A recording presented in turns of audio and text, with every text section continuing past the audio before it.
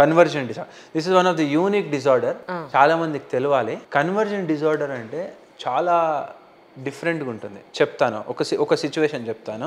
Wife వాళ్ళ husband చనిపోయిండు, 5 days ఆయన చనిపోయిన తర్వాత తనకు ఐ కనిపించట్లేదు, రైట్ ఐ కనపడట్లేదు. సో బ్లాంక్ అయిపోయింది, కనిపిస్తలేదు. ఓకే, రైట్ ఐ కనిపిస్తలేదు అని చెప్పేసి వాళ్ళ కన్నుకి ఏమైనా ప్రాబ్లం ఉందో అన్ని ఇన్వెస్టిగేషన్స్ చేసినారు, అన్నీ నార్మలే, కాకపోతే కన్ను కనిపిస్తలేదు. So this is convergent disorder.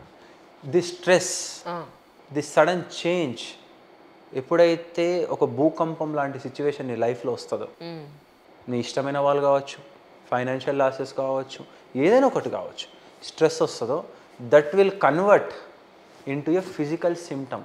Your brain will convert that into physical symptom. అందుకనే దాన్ని కన్వర్జెంట్ డిజార్డర్ అంటారు.